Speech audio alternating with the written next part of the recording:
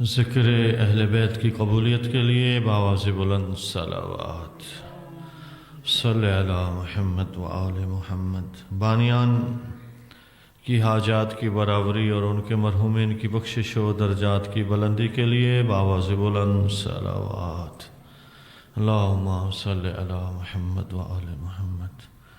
تعجیل ظہور امام زمان علیہ السلام بآواز بلند صلوات۔ ما صلی علی محمد و آل محمد۔ ماشاءاللہ لا حول ولا قوة الا باللہ العلی۔ بسم اللہ الرحمن الرحیم، بلند صلوات۔ اللہم صلی علی محمد و آل محمد۔ الصلاۃ والسلام علی اشرف الانبیاء والمرسلین، سیدنا و نبینا و شفیع ذنوبنا و طبیب قلوبنا و مولانا ابی القاسم محمد۔ ما صلی علی محمد و آل محمد۔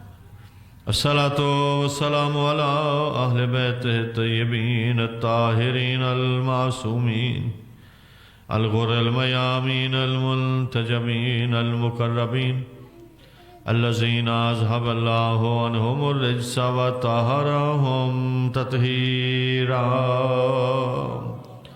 اللہم صلی علی محمد ورحمۃ اللہ علی احبابہم وصحابہم وموالیہم وشیعتہم اجمعین، ولعنۃ اللہ علی اعدائہم ملعونین من یوم عداوتہم الی ابد العابدین۔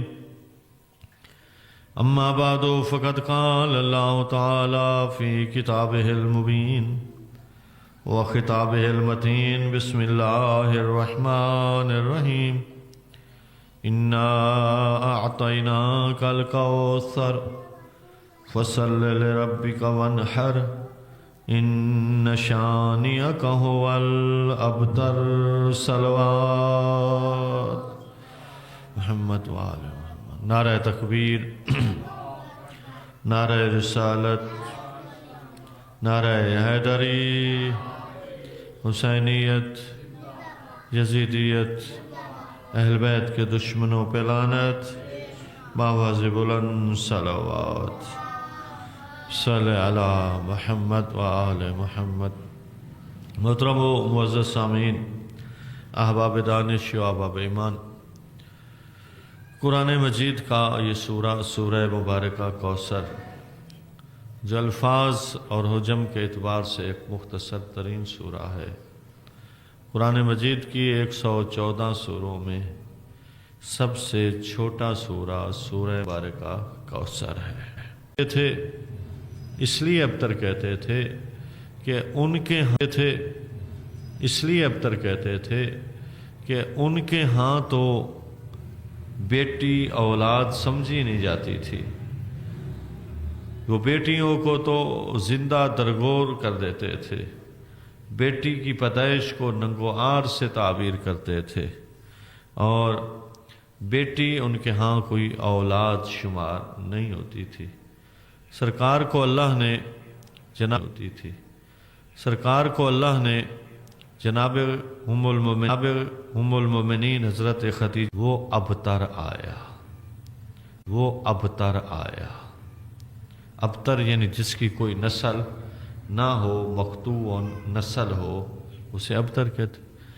اللہ نے پھر اپنے حبیب کی دل کی تشفی کے لیے فرمایا، انا اعطیناک الکوثر، میرا حبیب ہم نے تو آپ کو کوثر عطا فرمائی ہے، ہم نے تو آپ کو زہرا کی شکل میں اولاد کثیر عطا فرمائی ہے، اور یہ اتنا بڑا تحفہ الہی ہے، اور یہ الہی ہے کہ اس کے شکرانے کے طور پر فصل لربک وانحر، اپنے رب کی نماز پڑھو اور قربانی دو۔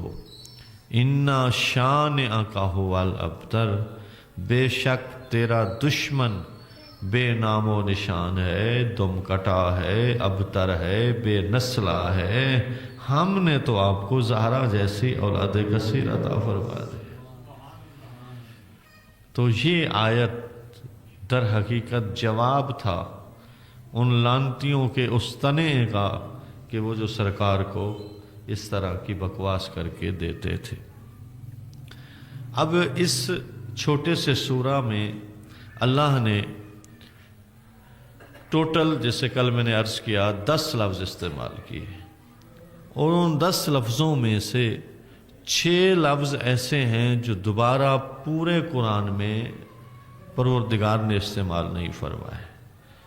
پہلا لفظ جو صرف اسی کو سورہ میں آیا، پھر قرآن میں پلٹ کے دوبارہ نہ آیا، وہ ہے اعطیناک، ہم نے تجھے عطا کیا۔ ایک جزا ہوتی ہے، عطا ہوتی ہے۔ یہ پروردگار جزا نہیں، عطا۔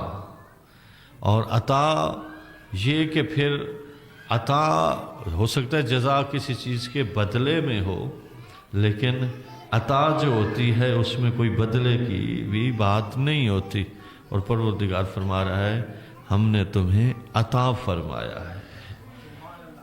اور یہ اعطینا کا صرف اسی سورہ میں آیا۔ اور دوسرا لفظ ہے فصل، وہ بھی صرف اسی سورہ میں آیا۔ کوثر میں پروردگار فرما رہا ہے کہ انا اعطیناک الکوثر، ہم نے آپ کو کوثر عطا فرمائی۔ تو یہ کوثر کیا ہے جو عطا فرمائی جا رہی ہے؟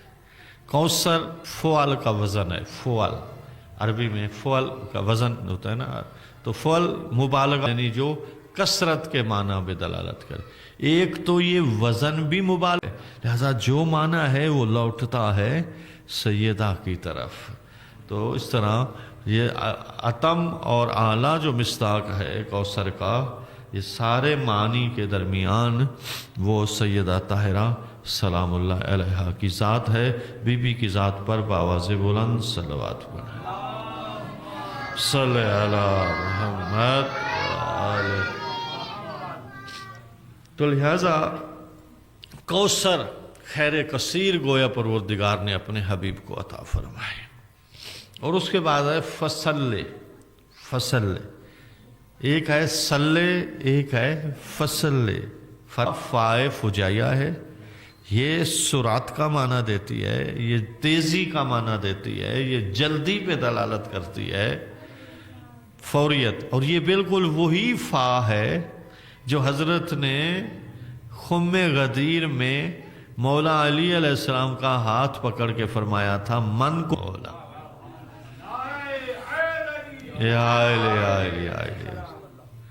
اب یہ فا، اس فا کا کیا معنی تھا؟ یعنی جس کا میں مولا ہوں اس کا فوراً میرے بعد علی مولا ہے۔ مثلا یہ فا عطفہ میں بھی استعمال ہوتا ہے، حروف عطفہ ہوتے ہیں، دو جملوں کو آپس میں ملاتے ہیں۔ حروف عطفہ 10 ہیں، جو دو جملوں کو آپس میں ملانے والے ہوتے ہیں نا، کنیکشن دینے والے ہوتے ہیں، وہ ٹوٹل عربی میں 10 ہیں۔ ان میں واو فاو ثم حتی او اما ام بل لا لیکن، یہ 10۔ واو کا بھی ایک معنی ہے، فا کا بھی ایک معنی ہے، حتی کا بھی ایک معنی ہے، یعنی ہر ایک کا اپنا اپنا معنی ہے جو دو جملوں کو آپس میں۔ سما کا بھی ایک معنی ہے، آپ کہتے ہو نا آمین سما آمین۔ ہم شاید اتنا نہیں کہتے، لیکن ہمارے جو بھائی ہیں اہل سنت وہ عموماً آمین سما آمین۔ تو یہ لفظ سما عربی کا لفظ ہے، قرآن میں بھی بہت جگہوں پہ استعمال ہوا۔ تو یہ سما کا کیا معنی ہے؟ پھر آمین، اے میرا اللہ تو قبول فرما، اور پھر دوبارہ بھی قبول فرما۔ اچھا ایک ہے واو، مثلا جاء زیدن و عمرن، زید آیا اور عمر آیا، تو واو کا معنی کیا ہے؟ اور ایک لفظ استعمال ہوتا ہے سما، وہ اس کا معنی ہے پھر تھوڑے فاصلے کے بعد۔ اور ایک ہے فا، جس طرح یہ فا میں آپ کو فصل فہازہ والی فا بتا رہا، یہ فا جو فائے فجائیہ ہے یہ فوریت کے معنی پہ دلالت کرتا ہے۔ مثلا جاء زیدن فعمرن، زید آیا تو پس فوراً ہی اس کے ساتھ ساتھ عمر آ گیا۔ یہ عربی کا قاعدہ ہے، اس سے کوئی انکار نہیں ہے۔ تو کیا مولا فرما رہے تھے من کن تو مولا ہو ثم علی مولا؟ کوئی کہیں کوئی ضعیف سے ضعیف روایت ایسی ہو کہ مولا نے فرمایا ہو من کن تو مولا ہو ثم علی مولا، کہ میں جس کا مولا کچھ فاصلے کے بعد پھر علی مولا؟ ایسا کوئی ہے؟ سب کیا کہتے ہیں من کن تو مولا ہو فہذا علی مولا۔ تو یہ فا بتا رہا ہے کہ تم اپنی مرضی سے جو فاصلے بنا لو، اگر اس روایت پہ یقین رکھتے ہو تو پھر تو تمہیں بلا فصل ماننا پڑے گا۔ اب وہ یہ بات بھی اٹھی کہ یہ اذان میں کہتے ہیں علی ولی اللہ وسیع رسول اللہ و خلیفۃہ بلا فصل، یہ کہیں گالی تو نہیں دے رہے ہمیں؟ کوئی لوگ کہتے ہیں کہ یہ شیعہ ہمیں گالی دے رہے ہیں اور کہتے ہیں مولا علی رسول کے بلا فصل خلیفہ ہیں۔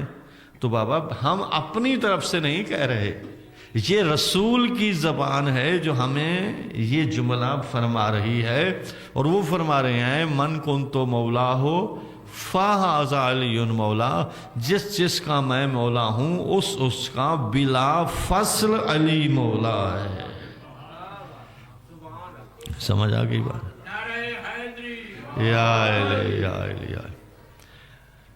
اب یہ وہی فا ہے جو سورہ کوثر میں آ رہی ہے، کیا آ رہا ہے؟ فصل فصل، پس جب ہم نے اے حبیب آپ کو کوثر جیسا تحفہ عطا فرما دیا ہے تو اب دیر کیسی، فوراً شکرانہ پیش کرو، اس ہدیے کا شکرانہ فوراً پیش کرو۔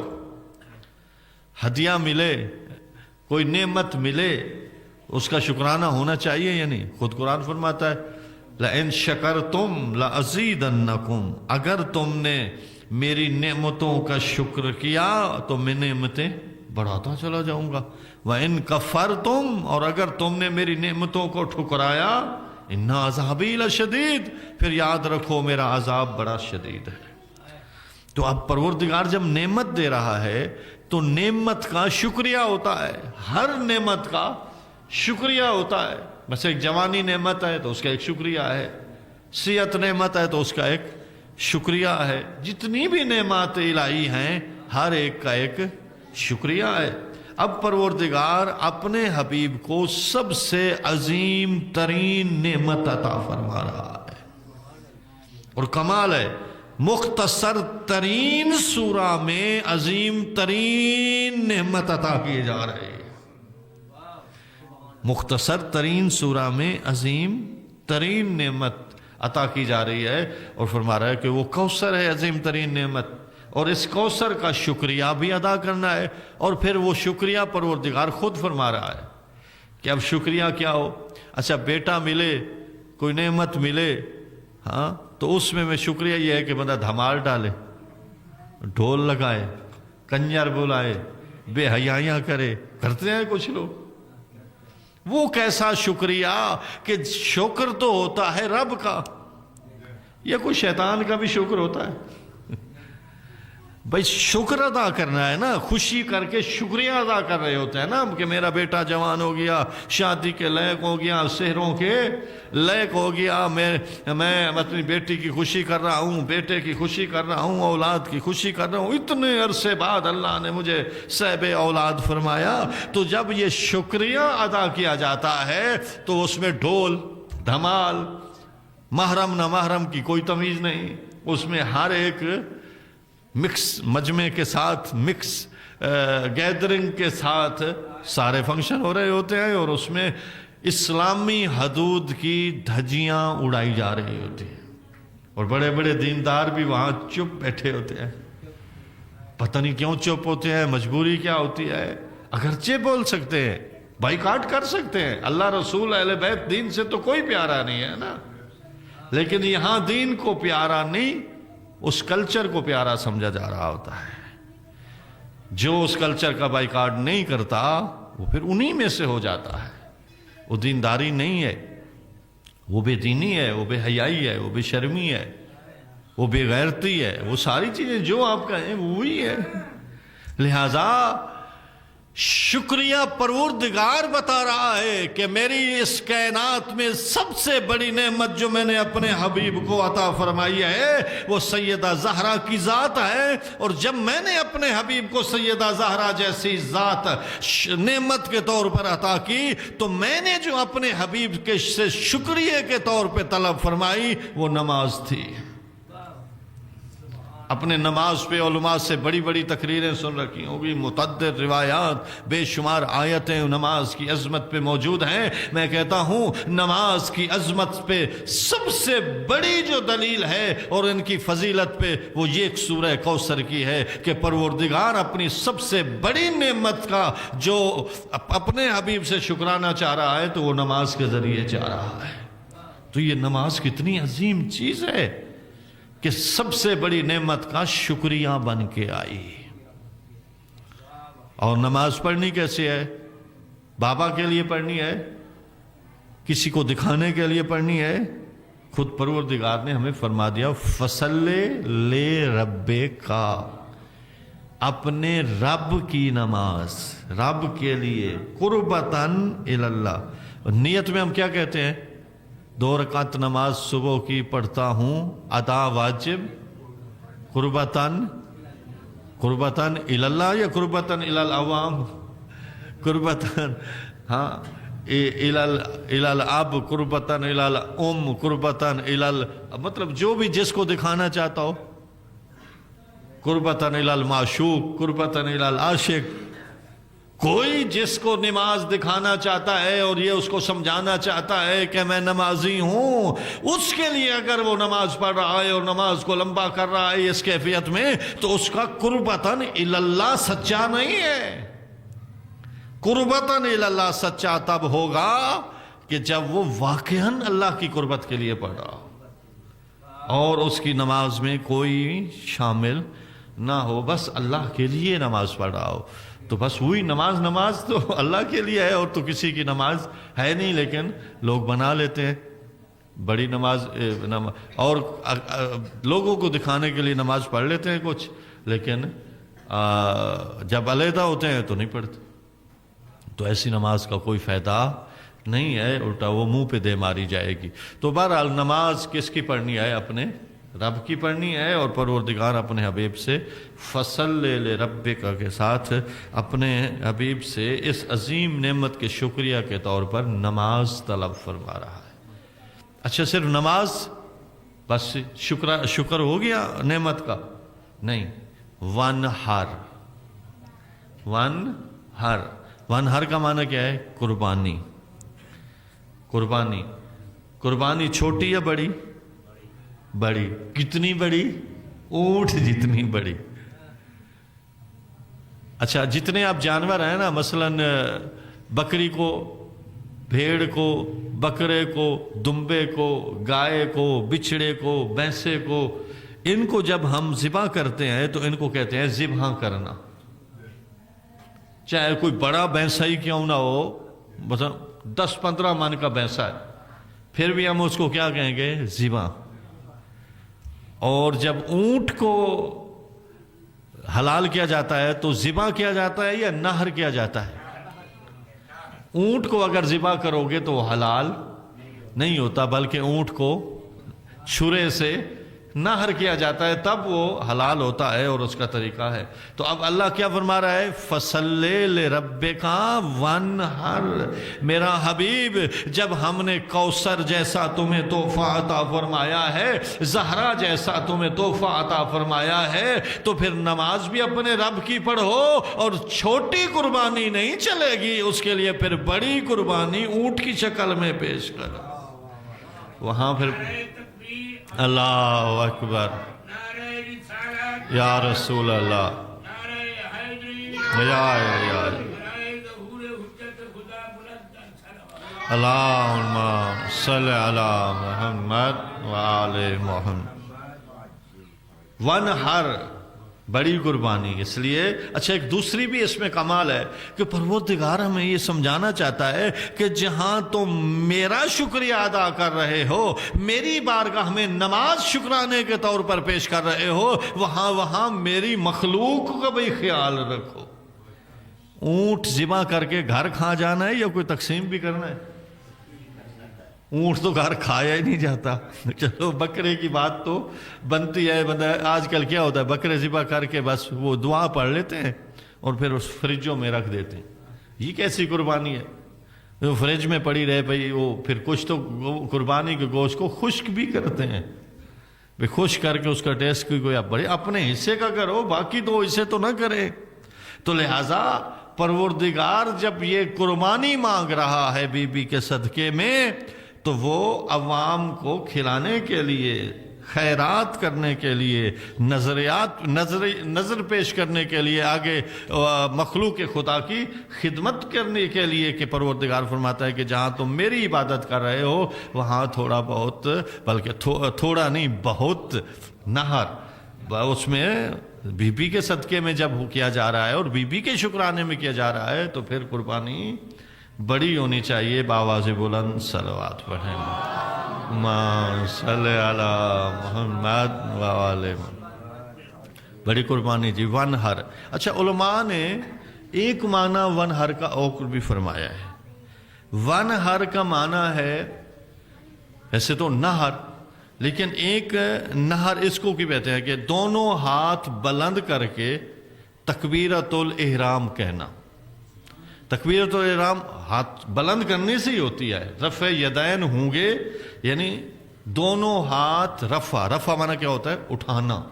دونوں ہاتھ اٹھا کے اللہ اکبر کہنے کو نہر بھی کہا جا رہا ہے. تو گویا پروردگار، یہ بھی فلسفی تفسیر علماء نے کی ہے کہ پروردگار فرمانا چاہتا ہے اے میرا حبیب، ہم نے جب آپ کو کوثر عطا فرمائی ہے تو اس کے بدلے میں اپنے رب کی نماز پڑھو، اور نماز میں جو اللہ اکبر ہے وہ رفع یدین کر کے کرو، ہاتھوں کو بلند. اور امام جعفر صادق علیہ الصلوۃ والسلام علی محمد ارشاد فرماتے ہیں کہ ہر چیز کی زینت ہوتی ہے، زینت نماز رفع یدین ہے. آج کل کوئی لوگ بڑا بننے کے لیے نماز میں اللہ اکبر تو کرتے ہیں لیکن ہاتھوں کو حرکت، یہ ہوتا تھا، آج پتہ نہیں عادت بنتی جا رہی ہے. پہلے آخری دفعہ جو آخر میں 3 دفعہ اللہ اکبر ہوتا ہے وہ ایسے کرتے تھے نا لوگ 3 دفعہ، لیکن اب وہ بھی وہیں ایسے کر دیا. ایسے سے رفع یدین نہیں ہوتا، یہ کوئی اشارت ہو گیا.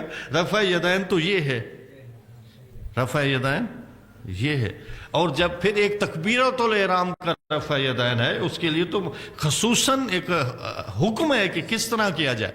مثلا جب آپ نیت کرتے ہیں تو پھر ہاتھوں کو اٹھا کے ادھر لے آئیں اور آپ کی اللہ اکبر کی راہ ادھر ختم ہو.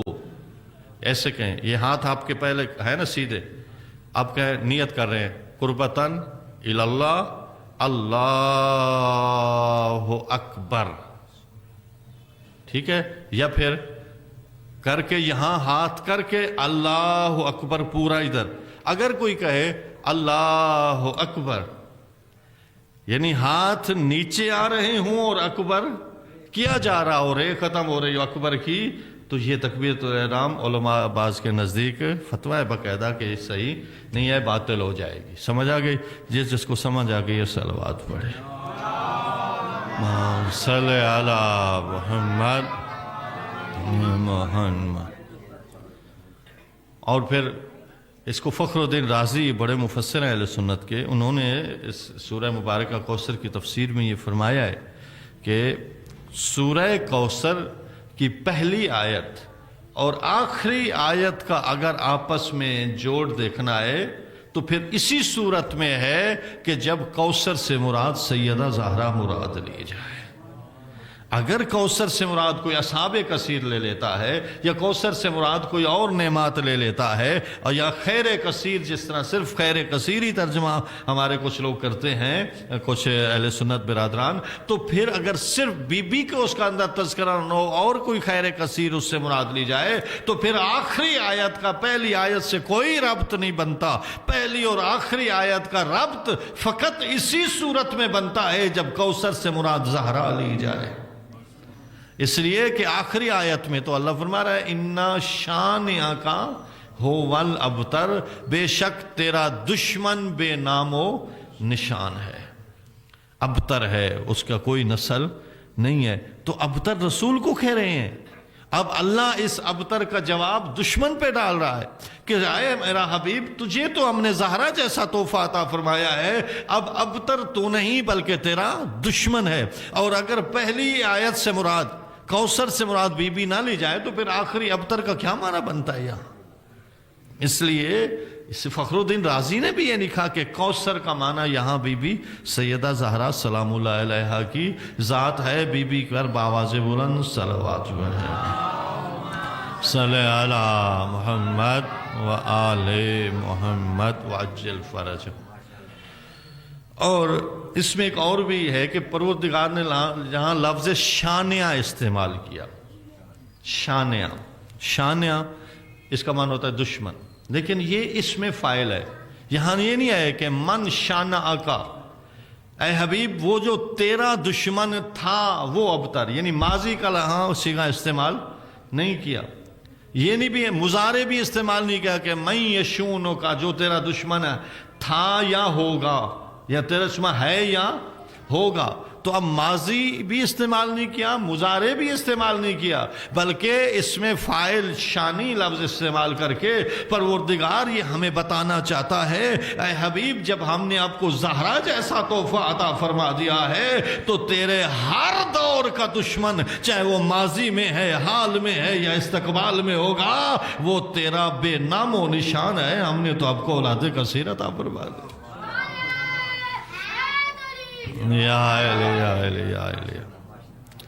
ہر دور کا دشمن، تو بی بی کے پہلے قدم نے زمین پہ جو رکھا، رسول کے ہر دشمن کو ابتر بنا دیا۔ پہلا قدم زہرا کا اس دنیا پہ آیا اور ہر دشمن رسول ہر زمانے کے لیے بے نام و بے نشان دم کٹا۔ وہ عاص بن وائل جو 10 بیٹوں پہ فخر کرتا تھا، آج اس کے 10 بیٹوں کو کوئی نام و نشان ہے؟ ختم ہو گئے، اور اپنا نام جدھر تھے ادھر لے گئے، اور ان کا کوئی نام لینے والا نہیں سوائے لعنت کے۔ لیکن وہ جسے ابتر کہتے تھے اور جسے سمجھتے کچھ نہیں تھے، آج دنیا کے چپے چپے میں اس کی اولاد موجود ہے۔ آیت اللہ محسنی، آصف محسنی کابل میں 2-3 سال پہلے فوت ہوئے ہیں، اور یہ اسلام آباد میں بھی آئے تھے جب افغانستان کی جنگ تھی۔ وہ بہت بڑے، انہوں نے ایک حوضہ بنوایا کابل میں، تو بہت بڑے عالم، وہ فرماتے ہیں کہ جب کربلا رونما ہوئی، واقعہ کربلا، سانحہ کربلا، اس وقت بی بی کی اولاد یعنی رسول فاطمی کی سادات جتنے ہیں، یہ بی بی فاطمہ کی اولاد ہے نا۔ کتنے کون سے سادات ہیں؟ یہ حسنی ہیں یا حسینی ہیں؟ اور ایک اہل علم کا یہ جملہ بھی بڑے کمال کا جملہ ہے، وہ کہنے لگے کہ اگر حضرت محسن شہید نہ ہوتے تو آج محسنی سادات بھی ہوتے، آج محسنی سادات بھی ہوتے، اور جو حضرت محسن کا قاتل ہے وہ فقط حضرت محسن کا قاتل نہیں ہے بلکہ 1/3 سادات کا قاتل ہے۔ اب 2 حصے اگر سید بچے ہیں، حسنی اور حسینی، تو محسن ہوتے تو وہ محسنی سادات ہوتے، اور وہ حسنی اور حسینی سادات میں سے کربلا میں فقط 3 بچ گئے تھے۔ ایک حضرت حسن مثنیٰ، حضرت امام حسن علیہ السلام کی ساری اولاد کربلا میں شہید ہو گئی تھی۔ حضرت عبداللہ بن حسن، حضرت احمد بن حسن، حضرت قاسم بن حسن اور حضرت حسن مثنیٰ بن حسن۔ یہ حضرت حسن مثنیٰ جنگ کرتے رہے، اتنے زخمی ہو کے گر گئے، اور زخموں سے چور چور ہو کر وہ ان قاتل نے، دشمن نے یہ سمجھا کہ شہید ہو گئے، اور جب سر کاٹے جا رہے تھے 11 محرم کو تو اس وقت امام حسن علیہ السلام کے بڑے بیٹے حضرت حسن مصنع کی جان میں کچھ جان موجود تھے، کچھ سانس چل رہے تھے۔ اس وقت کچھ لوگ آئے کہ نہیں، اب جب کچھ سانس چل رہی ہے تو ان کا علاج کیا جائے۔ یعنی دیکھیں، جس کو اللہ رکھے اسے کون چکھے۔ اللہ نے امام حسن علیہ السلام کی اولاد اس طرح چلانی تھی، گئے میدان میں زخمی ہوئے اور پھر سارا دن زخموں سے چور ہو کے پڑے رہے، رات بھی پڑے رہے، دن کو کوفے لایا گیا، ان کے زخموں کو سیا گیا، صحت مند ہو گئے۔ اور امام حسین علیہ السلام کے داماد تھے یہ فاطمہ کبریٰ بی بی، کہ جو عقد ہے وہ امام حسن علیہ السلام کے بڑے بیٹے حضرت حسن مصنع سے ہوا تھا۔ حضرت قاسم تو ویسے 13 سال کے تھے، کوئی اگر اس طرح کی، یہ بالکل تاریخ کے خلاف ہے، کوئی علماء اس کی تائید نہیں فرماتے کہ حضرت قاسم حضرت فاطمہ کبریٰ کے شوہر تھے، وہ تو ان کی بھابھی تھی۔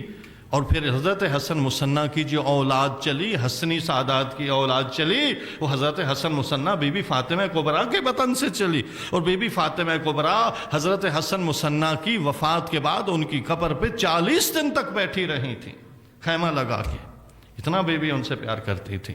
تو بہرحال حضرت حسن مصنع وہاں، وہ امام حسن علیہ السلام کی نسل سے اور حضرت حسن مصنع کے نسل سے، یعنی امام حسن علیہ السلام کی نسل سے قریب ترین جو کچھ سید اس بر صغیر کی سرزمین میں تو حضرت عبداللہ شاہ غازی ہیں، جو وہ کراچی میں سیل سمندر کے کنارے ان کی مرکز مقدس موجود ہے۔ اور اس کے بعد پھر امام حسین علیہ السلام کی اولاد سے 2 بچے، ایک سید علی زین العابدین علیہ السلام اور ایک حضرت امام محمد باقر علیہ السلام۔ تو یہ 3، عید الحسن مصنف فرماتے ہیں یہ 3 سید بچ گئے تھے، وہ باقی سب سادات شہید ہو گئے تھے۔ جبکہ مقابلاً اس زمانے میں جب زہرا کی اولاد سے فقط 3 بچ گئے تھے، بنی امیہ کے 12,000 مرد موجود تھے، 12,000 مرد، صرف مرد، 12,000 جو مرد بچے ان کے تھے، اور ادھر 3 تھے، وہ 12,000 کی اب کہیں کوئی قبر، کوئی نام و نشان، کوئی اولاد نظر نہیں آتی۔ لیکن اللہ کو جو وعدہ تھا، اِنَّا أَعْطَيْنَاكَ الْكَوْثَرَ، ہم نے آپ کو حبیب کوثر عطا فرمائی ہے، وہ 3 اتنے پھلے بوسے کہ دنیا کا کوئی کونا ایسا نہیں جہاں فاطمی سادات موجود نہ ہو۔ یا الہی۔ جبکہ سادات کے ساتھ کیا ہوا؟ سادات کے خون سے گارا بنایا گیا، سادات کو زندہ دیواروں میں چن دیا گیا، سادات کی کھوپڑیوں سے مینار بنائے گئے، سادات کے جسموں سے کنویں بھر دیے گئے۔ اس کے باوجود بھی اللہ کا جو وعدہ تھا، اے حبیب ہم نے آپ کو کوثر عطا فرمائی ہے۔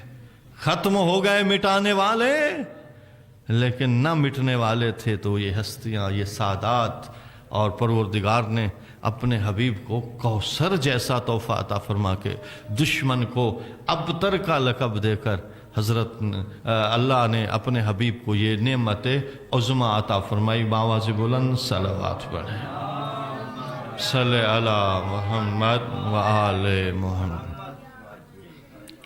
اور واقعاً اس کوثر کے اندر اتنا عظیم پہلو موجود ہے کہ اولاد زہرا ہر دور میں ہر مشکل کے سامنے دین کے لیے کام آئی اور آتی رہے گی۔ انشاءاللہ پروردگار ان سعادات کے صدقے میں ہماری بھی آخرت میں